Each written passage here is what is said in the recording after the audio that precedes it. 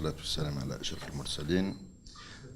D'abord, je remercie l'aimable assistance présente qui s'intéresse beaucoup au secteur des travaux publics. Je remercie aussi la direction générale d'Al Moujahid qui m'a invité à participer à ce forum et l'ensemble des journalistes présents. Je commence par dire tout d'abord, Madame, que le secteur des travaux publics est un secteur qui se porte bien.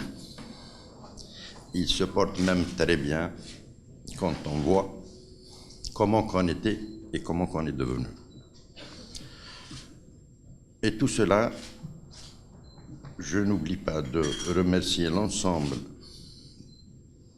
des gens qui nous aident à faire avancer ce secteur, et particulièrement l'ensemble des walis du territoire national, l'ensemble des directeurs des travaux publics à travers le territoire national, ainsi que toutes nos entreprises, publiques et privées, et même entreprises étrangères. Donc pour cela, je dirais que le secteur se porte bien. Oui, il y a certains problèmes, et dans tout secteur, il y a des problèmes, et si on est là, c'est parce qu'il faut solutionner ces problèmes.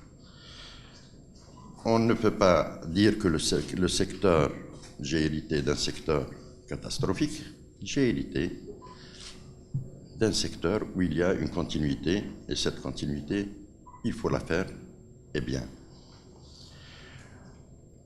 Pour cela, le secteur en lui-même,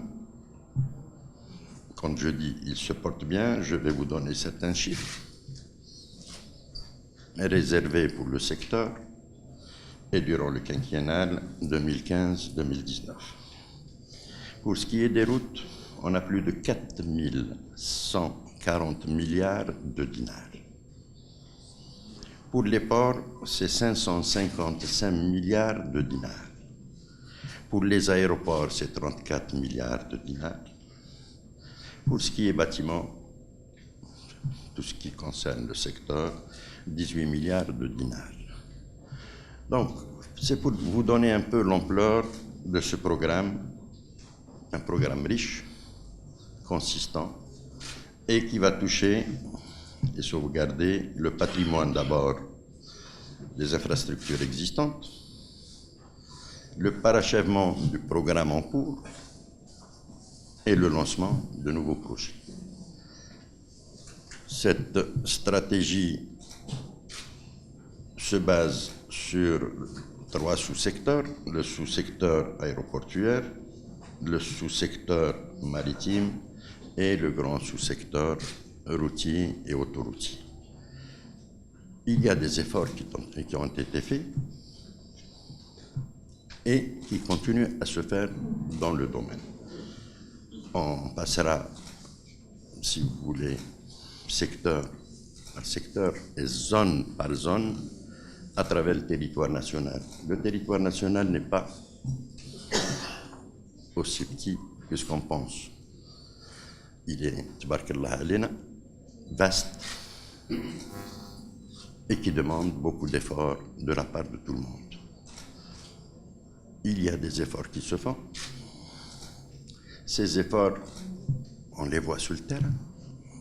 Je reviens du fin fond du sud, de Janet, Élysée à Ain Amenas. Il y a certains de vos collègues journalistes qui m'ont appelé une fois qu'ils ont vu les images à la télévision et se posaient la question, est-ce que c'était le Grand Sud ou c'était un autre endroit? C'est une magnifique région où il y a des travaux qui ont été faits et dans la règle de l'art, y compris la signalisation des routes. Et je dis, Janet, Élysée, Ain Amenas, c'est des kilomètres qu'on parcourt. Je peux vous dire que la qualité de réalisation au niveau du Grand Sud je ne dis pas meilleure, mais aussi bien faite que le nord. Vous savez que le nombre de kilomètres qu'on a réalisé et qu'on est en train de finir ou d'avancer encore, on est à la frontière du Niger de 8 km. Pourquoi 8 km? Parce qu'il n'y a pas encore de poste frontalier entre le Niger et l'Algérie. On est à 150 km du Mali. Si on n'a pas terminé les 150 km, il y a des raisons sécuritaires. Mais on est prêt à le faire. On est à la frontière de la Mauritanie, limite, c'est-à-dire au poste frontalier avec la Mauritanie. Nos frères mauritaniens sont encore un peu plus loin et ils vont arriver pour pouvoir relier la Mauritanie à l'Algérie. Le programme du côté algérien est terminé, ou presque terminé, puisque j'ai dit qu'il restait quelques kilomètres à faire, mais ce n'est pas ça qui nous dérange. Notre programme pour rejoindre l'Afrique se termine. Nos entreprises sont rentrées au Niger. Et parmi les entreprises, l'un des directeurs généraux est là. Et on a pris même des marchés en Afrique. On a été sollicité par des pays africains pour envoyer nos entreprises. C'est déjà fait. Il y a déjà 8 entreprises qui ont été envoyées au Tchad pour commencer à travailler. Le Bénin fait la même chose. On a reçu le vice-président du Nigeria et il a aussi souhaité rester en contact avec nos entreprises algériennes. Tout cela veut dire que le secteur bouge, le secteur avance, et grâce à tout le monde, c'est vrai qu'on a eu des éboulements, comme l'a dit Madame. Mais le lendemain, il y a eu aussi des éboulements en France. Certains se prenant pour des spécialistes et des experts ont fait des déclarations. C'est facile de faire des déclarations. C'est difficile de travailler. Donc pour cela, je dis que le secteur se porte très bien. On est dans une situation difficile vu la chute du pétrole, mais le programme reste le programme. On maintient le cap conformément au plan quinquennal, aux décisions de Son Excellence, Monsieur le Président de la République, aux décisions du gouvernement, et on est toujours sur le programme quinquennal 2015-2019, tout en respectant les décisions et l'action du gouvernement, tout en respectant les schémas directeurs 2005-2025 et en même temps en respectant tout ce qui est stratégie du secteur des travaux publics. Il y a des prix qu'on peut donner pour la réalisation, si vous insinuez l'autoroute, la réalisation en Europe, la réalisation aux États-Unis, la réalisation en Suisse, la réalisation en Algérie et ailleurs. Est-ce qu'un kilomètre à 1 milliard de dinars, c'est la norme internationale? C'est la norme. Ça dépend. Pour ce qui est des normes, il suffit de voir le terrain. Si on réalise à Tizi Ouzou, à Abjaya, ce n'est pas comme l'autoroute au plateau. Ce n'est pas les mêmes prix. Il y a la moyenne de 1 milliard. On ne peut pas parler d'une moyenne nationale. On ne peut parler d'une moyenne nationale qu'une fois qu'on réalise l'ensemble des projets. Actuellement, on a réalisé un peu plus d'1 milliard au niveau du nord, c'est l'autoroute est-ouest.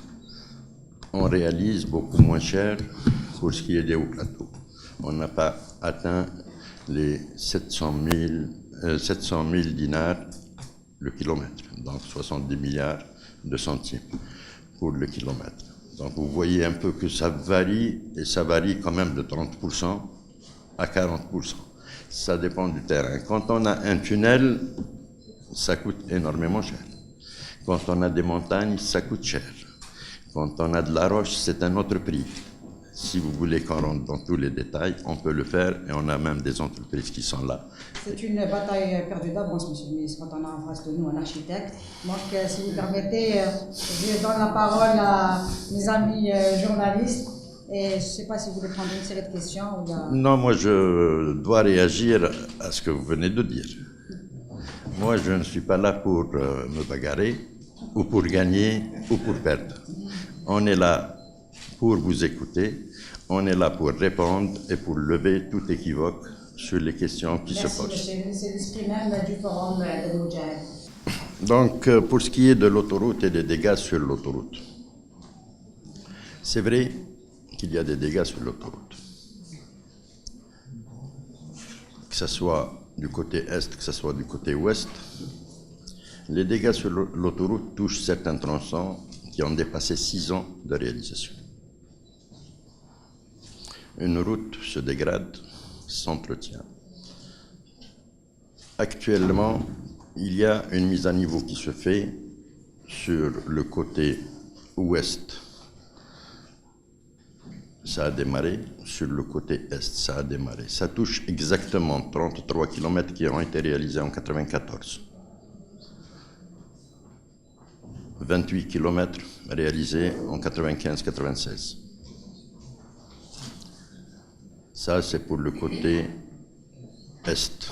Pour le côté ouest, on a les 25 km, Blida Indfla, et on a les 73 km qui sont en cours de reprise et qui ont dépassé les 7 ans, 8 ans de réalisation. Puisque moi-même, j'étais Wali de Indfla. Au moment où ça a été réalisé, ça remonte à 2005, 2006, 2007. Donc automatiquement, quand on a des routes, il faut aussi se poser la question, pourquoi cette dégradation? Il y a des raisons. Pour les 33 km, c'est une erreur d'étude. Je ne reviens pas dessus, c'est une erreur qui a été commise et la réalisation s'est faite dans une situation un peu spécifique et spéciale que tous les Algériens connaissent. Ça a été fait, réalisé, et on n'a pas pris en considération certaines données du terrain. Actuellement, il y a une reprise. C'est vrai qu'elle est lente. Cette reprise est en cours, mais, je dis mais, il ne faut pas faire les mêmes erreurs. Il fallait approfondir les études, il fallait utiliser des techniques de fondation spéciale, et on doit passer par la réalisation de pieux. L'étude a été revue, elle existe au niveau de l'ANA pour approbation et ça va être approuvé dans les prochains jours. Donc, les entreprises intervenantes vont démarrer la réalisation des pieux. La première phase touche un tronçon qui va être consolidé et soutenu par 480 pieux qui seront réalisés par le groupement d'entreprises qui a la charge de cette réalisation. Ça, c'est pour le côté est d'Alger, c'est-à-dire l'Akhdaria. Le reste du tronçon est en cours de reprise par le même groupement. On a 28 km aussi qui sont en cours de reprise par une entreprise étrangère. Pour le côté ouest, les 73 km et les 25 km sont en cours de reprise aussi par une entreprise étrangère. Je peux citer certaines défaillances d'entreprises étrangères aussi. Le côté de Tlemcen. Ce n'est pas à la charge de l'État, c'est à la charge de l'entreprise qui a réalisé parce que la réception n'a pas encore été faite. du côté de Relizane et de la pénétrante d'Oran. Il y a une anomalie qui a été détectée par un laboratoire et cette anomalie est due à la matière utilisée pour ce qui est du noir qui a été oxydé et qui a été malgré ça utilisé parce que les analyses n'ont pas été faites. Ça, c'est à la charge de l'entreprise réalisatrice. Donc voilà un peu les anomalies, mais on ne va pas rester sur les anomalies. On va aussi, puisque la question et les questions ne touchent que les anomalies, tout ce qui est bon n'est pas... On ne parle jamais du train qui arrive à l'heure. D'accord. Donc, passons au glissement. J'espère que la question sur les routes, sur l'autoroute a été largement débattue. Pour ce qui est du glissement, on a eu le glissement, oui. Le glissement, on a mis des experts dessus,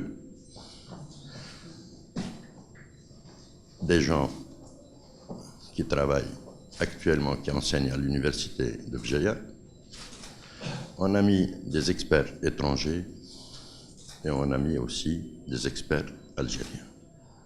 On est tous d'accord sur un problème d'érosion et qui a été à l'origine de ce glissement. Entre parenthèses, depuis le mois de décembre, on a réalisé une planche d'essai pour la pénétrante de Bjaya, mais pour commencer le revêtement, on n'arrive pas avec le mauvais temps.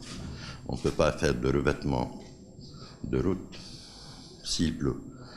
Et depuis le mois de décembre à ce jour, on a eu des intempéries et c'est ce qui a provoqué un peu cet effondrement, qui n'est pas dû seulement à cette pluie, mais il est dû aussi aux incendies de forêt qu'on a eus dans la région, qui est dû aux racines d'arbres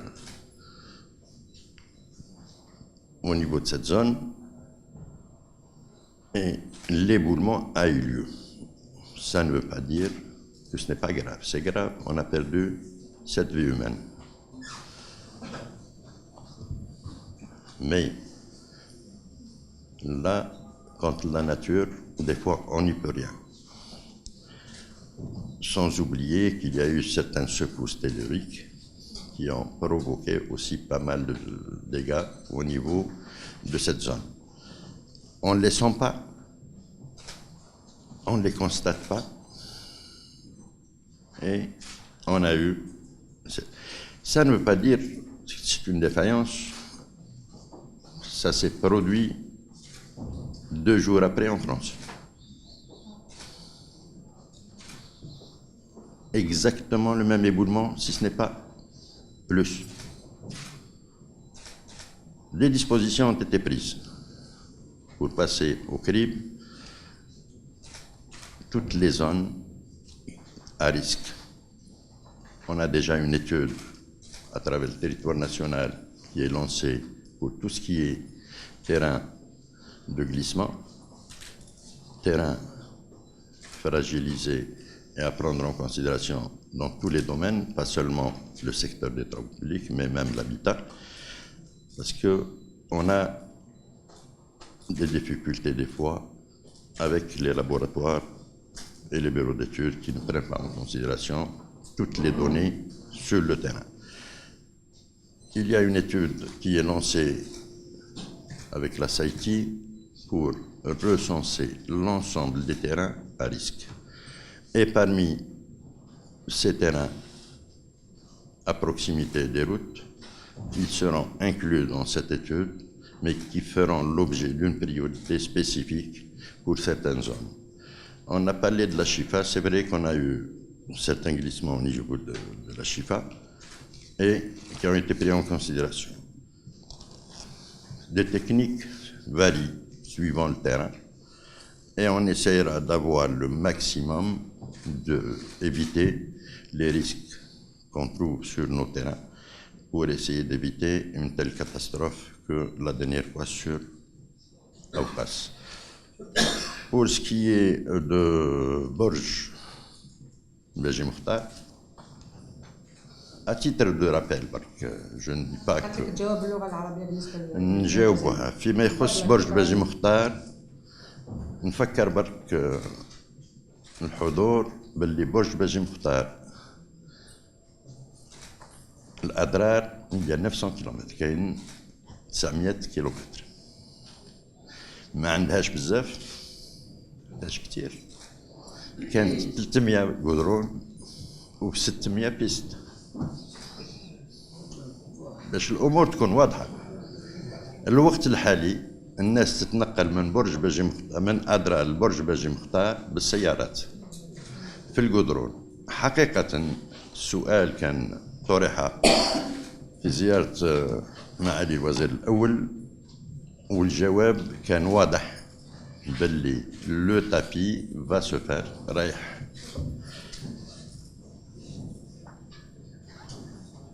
فيه أموال اللي تخصت، ولكن كنا نهضروا على الأموال الدولة باش ما نرميوهاش. الصحراء هي الصحراء، والمناخ تاع الصحراء كلنا نعرفوه وما نجموش نستعملوه. واش نستعملوه في التل كيما الصحراء، ولهذا فيه شركات اللي طلبنا منهم باش يلقاو لنا حلول.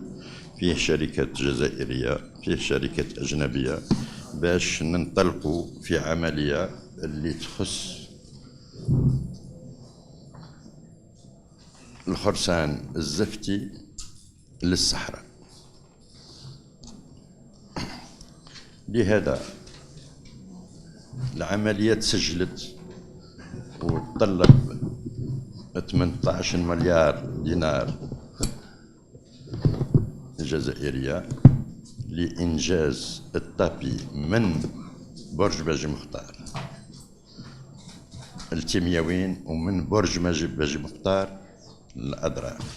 لهذا نقول كل انشغالات المواطنين في ناحية أضرار برج باجي مختار تيمياوين رانا داينها بعين الاعتبار، ولكن لازم دراسات، والدراسات رانا معاهم، وفيه تجارب اللي رايحين نقوموا بها في الأيام المقبلة إن شاء الله، اللي هما لي بلانش ديسي، ورايحين ننطلقوا فيها، ومدير العام تاع الشركة راه هنا.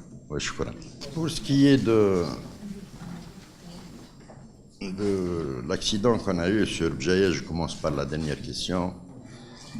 Toutes les dispositions sont prises, pas seulement au niveau du ministère des Travaux publics, mais au niveau du gouvernement. Et M. le Wali de Bjaïa a été chargé de suivre l'ensemble des problèmes qu'on a eu suite à cet incident. Donc, tout a été pris en charge. Je me suis déplacé personnellement sur le site, juste au moment où on m'a annoncé la mauvaise nouvelle, et toutes les dispositions ont été prises. D'ailleurs, à mon arrivée, il n'y avait que 7 décès. On était tranquillisés pour la 7e personne, وهذا الأجل on n'y peut rien. La 7e personne a décédé le lendemain. Et toutes les dispositions au niveau du gouvernement ont été prises, que ce soit par le ministère des Transports, par nous-mêmes en tant que ministère, et M. Le Wali de Bjaïa a été chargé de suivre tous les détails de cette affaire. فيما يخص السؤال الثاني، فيما يخص بجاية، qui concerne la pénétrante de bougies, et la deuxième question concernant les entreprises étrangères. واحد ما يقدر يكلحنا، personne ne peut nous avoir techniquement. Et pour comprendre la situation quand on réceptionne provisoirement, on a réceptionné provisoirement. Il y a des vis cachés dans toute réalisation, c'est ce qu'on appelle les vis cachés. Et ces vis cachés, on les détecte par la suite. Ce n'est pas des entreprises qui ont mal réalisé, il y a certaines zones qui posent problème et ça a été détecté durant la période de la réception provisoire et l'entreprise reste engagée. Les frais de cette reprise n'est pas à la charge de l'État. Donc, l'entreprise est perdante, il est comme vous l'avez si bien dit. Elle reprend, les entreprises sont en train de reprendre les travaux à leur charge. L'État ne paye pas un centime. Que ce soit sur Tlemcen, que ce soit sur la pénétrante d'Oran, ou que ce soit sur le territoire de la wilaya de Ghélizane, pour ce qui est de la qualité du noir qui a été utilisé, ou des affaissements qu'on a eus. Donc la reprise est à la charge des entreprises, elle n'est pas à la charge de l'État. Deuxième chose qu'il faut comprendre, c'est que le directeur général de l'ANA est présent. L'autoroute est réalisée à 50% financement État, 50% financement ANA, AGA exactement. Donc, l'AGA elle-même, l'entreprise de gestion des autoroutes, met son argent, doit rembourser 50% de ce projet. Donc elle n'a pas intérêt à avoir des défaillances ou une mauvaise qualité de réalisation. Il n'y a pas que l'argent de l'État sur l'autoroute, il y a 50% financés par l'État, 50% qui sont financés par l'agence de gestion des autoroutes. Donc le problème n'est pas aussi simple que ce que vous pensez. Ça, c'est pour la qualité des routes. Pour ce qui est de Bjeya, ça avance. L'expropriation est en cours. On a 87 km sur 114 qui sont entièrement libérés, qui sont en travaux. C'est la pénétrante la plus avancée par rapport aux autres. Je disais tout à l'heure que le noir, le tapis, a été réalisé en planche d'essai. Et la planche d'essai a été concluante et on devait commencer le goudronnage le mois de décembre, le revêtement en noir. Malheureusement, les intempéries n'ont pas permis à l'entreprise de le faire, mais ils vont démarrer incessamment pour commencer les premières parties, les premiers tronçons déjà prêts à recevoir le noir. On a à l'entrée de Bjeya quelques problèmes techniques, là, il ne faut pas qu'on fasse aussi d'erreurs. On a une étude de sol à reprendre parce que c'est un terrain inondable. C'est à proximité d'ailleurs de l'aéroport de Bjeya.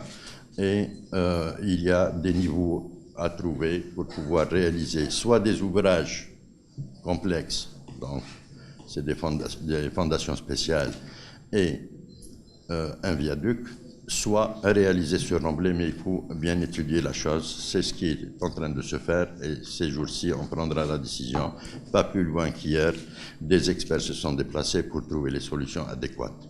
Donc, tout est en branle, tout fonctionne, tout marche. Pour Bjeya, en principe, il n'y a pas de gros problèmes. Les indemnisations ont démarré.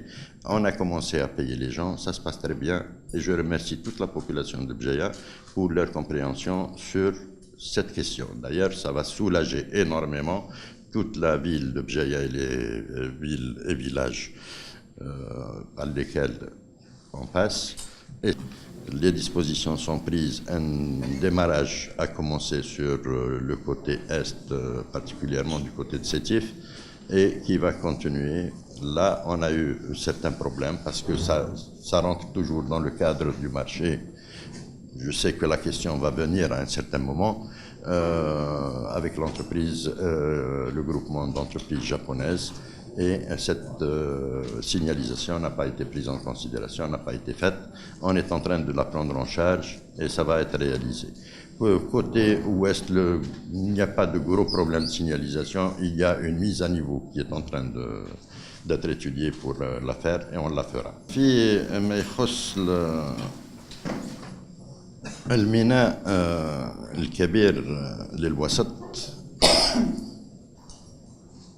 الدراسة مازال ما انتهتش، والدراسة راهي على عاتق وزارة النقل باش نحدوا المكان، ولو فيه دراسة اللي ندارت من قبل وفيه الوقت الحالي 4 أماكن اللي هي معروفة، ولكن القرار النهائي يرجع للحكومة، والبرنامج الحكومة راح يسمح لنا باش نديو قرار إن شاء الله في آخر شهر مارس ولا في بداية أبريل باش نحدوا المكان نهائيا. بلا دراسة ما نجموش نقولوا يكون هنا ولا يكون هنا، ولكن فيه الدراسات هذو اللي نداروا، والقرار راح نديوه في أقرب وقت إن شاء الله. فيه الطريق اللي تدي من الجزائر العاصمة للحدود الجزائرية، كنت تكلمت وقلت ها وين لحقنا. درك عندنا في النيجر الأشقاء النيجيريين طلبوا للشركات الجزائرية باش ينضموا لهم لإنجاز أيضا طريق اللي رايح يربط كل إفريقيا ويفوت على النيجر، يفوت على تشاد، يفوت أيضا على نيجيريا، ويروح يشق كل إفريقيا. لهذا احنا كنا طلبنا من الشركات نتاعنا، فيه شركة وطنية وشركة خاصة اللي تلاحقوا بالإخوان تاعهم في النيجر وتحصلوا على مشاريع. فيما يخص طريق الأخضرية نظن تكلمنا عليه وقلنا راه في طريق الإنجاز، ولو فيه تعثر للشركات اللي تنجز، فيها أسباب كثيرة. السبب الهام اللي هو الدراسات كان بودنا باش ما نزيدوش نعاودوا نوليو المشاكل نتاع الأرضية هذه اللي فيها ديكليسمون، وطلبنا دراسات خاصة لهذا المكان هذا. الدراسات ندارت والحلول لقيناها، والشركات اللي راهي في الميدان راح تنطلق في أقرب وقت، بويسك الدراسات راهم في لنا باش يوافقوا عليهم. عندهم بالضبط 5 أيام اللي تحطوا في لنا، وكنت تكلمت معهم البارح باش يديروا كل الوسائل اللازمة باش ننطلقوا في الميدان فيما يخص لا رياليزاسيون نتاع الانجازات تحت الارض. لهذا نقول الحمد لله رانا بدينا نشوفوا الضوء في هذه مسافة 33 كيلومتر. فيه أيضا طرقات اللي كملت وراح تفتح في هذه الأيام. ما تبقناش حاجة كثيرة اللي رايحين تكلف لنا بالك وقت شوية طايل على واش كان مبرمج، ولكن راح تحل المشكل نهائيا. في ما يخص الطريق اللي تدي لتيزي وزو، لا بينيترون تاع تيزي وزو هذه راهي في طريق الانجاز، والشركات راهم في الميدان، والتقدم الاشغال راه لاباس به. فيه تونال اللي هو صعب شويه، ولكن راهم نطلقوا في الميدان باش فيه دراسه نتاع ربط طريق السيار شرق غرب مع لا بينيترونت اللي جاي في البقليسمو هذا نتاع الخضريه، ولكن اداوه بعين الاعتبار ورايحين ننطلقوا فيه ايضا. فيما يخص الشركات ما عندهمش مشاكل في الميدان، كانوا مشاكل ولكن قضينا عليهم، وان شاء الله سهلت الامور عليهم باش يتقدموا في المشاريع تاعهم، كما بجايه كما تيزي وزو كما ايضا الطرقات الاخرى. كانت عندنا مشاكل في ما يخص جيجل، ولكن جيجل ثاني الطريق صعب، وفيه اماكن كان مشكل مطروح مع باراج باش نفوتوا فوق الباراج، ولكن الدراسة حلت المشكل والإنجاز راح في طريق الإنجاز. Pour ce qui est de l'école des travaux publics, vous savez que cette école a toujours existé et les dernières années, elle a fait l'objet d'une mise à disposition de cette école des ingénieurs des travaux publics à l'université. D'ailleurs, j'ai omis peut-être de remercier aussi l'ensemble des directeurs d'université qui sont en train de nous aider dans le sens où ils participent avec nous à tous les débats et à tous les problèmes du secteur. Ça ne veut pas dire qu'on a perdu cette école est toujours algérienne. C'est vrai qu'il n'y avait qu'une seule école à Alger, qui était l'école des travaux publics. Mais à nous aussi maintenant de penser, de former un peu plus que l'ingénieur des travaux publics. Il faut peut-être passer, et on est en train de réfléchir, il y avait 2 écoles supérieures des travaux publics qui sont programmées, et personnellement je ne me suis pas encore occupé de ce volet, et on doit lancer beaucoup plus une spécialisation des routes que l'ingénieur des travaux publics. La formation des ingénieurs, on peut se suffire avec ce que forme l'université algérienne, mais il faut spécialiser et c'est là où on rencontre énormément de problèmes. Actuellement, on n'a pas de spécialistes algériens dans le tunnel. On n'a pas de spécialistes du tout. اللي يقول لكم أنا expert راه يكذب. Il est ingénieur tout court, comme moi architecte. الحمد لله. ولكن les gens se prennent pour des experts. هذه ما كانش. Pour être expert, il faut créer. Pour être expert, il faut se lever de bonne heure. ماهوش بكلمة نولي expert. Il y a l'expertise, elle est réservée للمواليها. اللي تقدم درك ولا سيما في التلفزة قال أنا expert. وين جاتو l'expertise? Il n'y a pas d'expert. On n'a pas de spécialiste en la matière. J'ai entendu des gens dire l'affaissement ou l'effondrement d'Aoukas, il est simple, il est facile. Il est qu'un نقدر على ربي أنا ما نقدرش على ربي. C'est aussi simple que ça. فيما يخص طريق عزازقا راهي في طريق الإنجاز ونظن فيه تقدم، والتقدم نتاعها تغير الأيام الأخيرة هذه. كان عندنا انجليسمون تيران اللي انتهينا منه والأرضية راهي درك تتجاوب مع التقنيات اللي استعملناها، والطريق السيار لحقت العزازقة درك تطلب لي باش تكمل راهي في البرنامج، ما تروحش غير الكوتي بجاية ولكن تروح حتى الجهة الأخرى اللي هي أزفون والشط نتاع من جهة أزفون باش تعاود تروح وتدي طريق البحر. راهي مبرمجة إن شاء الله. D'abord, celui qui peut achever les travaux publics n'est pas encore né. Parce que les travaux publics ne s'achèvent pas. D'accord. Non, c'est pour nuancer ce que vous avez dit. La qualification des entreprises. Les accidents. C'est vrai qu'il y a une petite faiblesse au niveau de la signalisation de nos chantiers. Je conçois ça et je l'accepte. Mais les accidents ne sont pas dus seulement à la mauvaise signalisation, ne sont pas dus à la qualité de la route. Puisque maintenant, quand on réalise, vous m'avez donné l'occasion de dire des choses qui me tiennent à cœur.